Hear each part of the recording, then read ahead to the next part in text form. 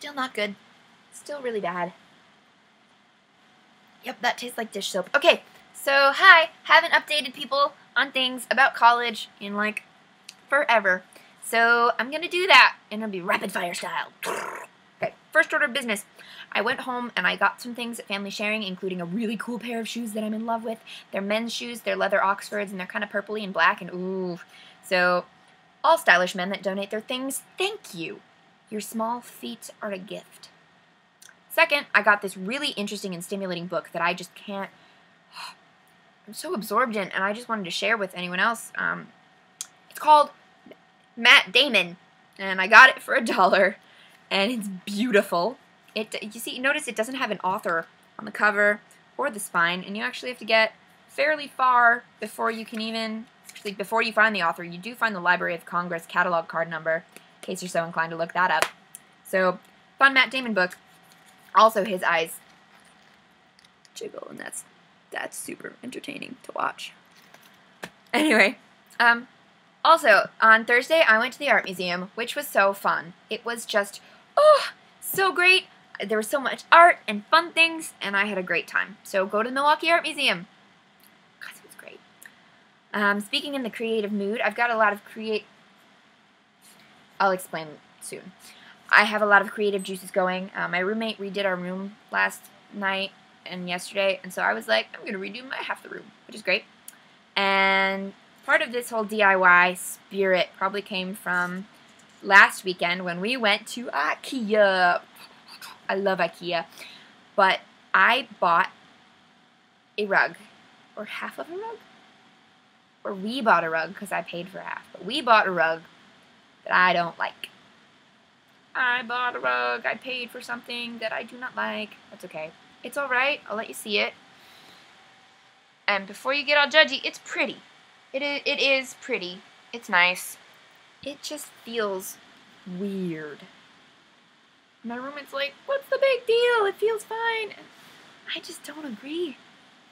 I think it feels like gross.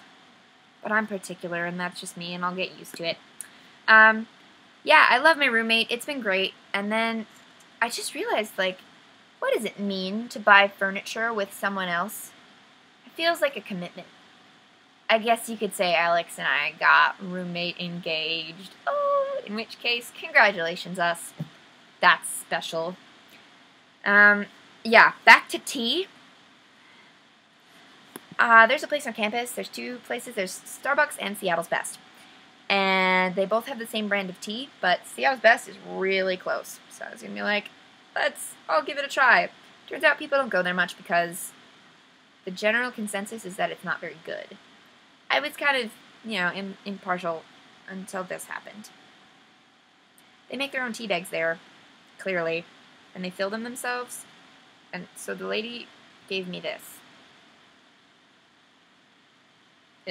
It's huge. It's a Colossus. And she handed it to me and she's like, let it steep for 4 minutes before enjoying.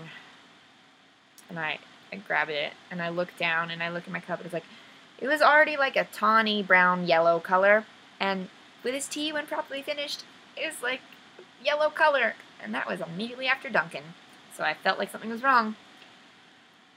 And it only takes about 2 minutes to get from the U to here, and I had my hands full, so I was kind of rushing, and I couldn't pull it out, and I just, whatever happened, happened, and this happened.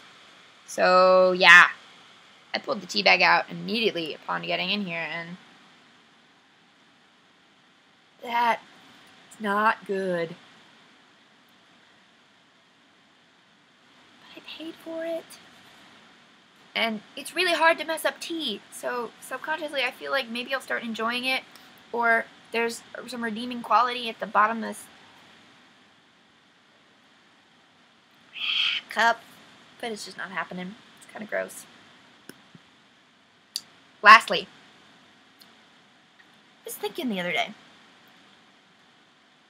and I was wondering, what would you do as a policeman or fireman or concerned community member, perhaps Sunday school teacher, I don't care, if you saw someone kidnapping a child while on stilts. What would you do? Let's say, okay, parameters. This is a small child, like between the ages of 3 and 0. And they are 20 feet in the air, which exists. Go see a circus. So they have stilts that big. So provided that's all true. And yes, they managed to somehow get the child up with them. What would you do? I feel like any action against the offender has a very high potential of ending with the baby going splat. Just like the worst possible scenario. So, what would you do? I don't know what I would do, which is why I'm asking. So if anyone has any ideas, send them to me, because I'm just so puzzled. But at the same time, that brought up the question, well, what were the parents doing, well, letting their kid, how would this even happen? And the biggest question that felt like the biggest threat to this scenario was how you get the child in the arms of the man on stilts, because he obviously can't reach the ground. He's like 20 feet in the air, and he's on stilts. So I thought, here's a market that could be tapped into, is yet to be. Baskets on ropes. You could stick like a Nutter Butter in there. Just run away with the kid. But sure, I mean, probably has some other handy household uses, like getting your puppy out of a well, or a small child out of a well, or, well, sneakily inviting someone to a picnic. Just like, bait. So, that's what's going on with my life. Kidnapping stilts. I don't even know.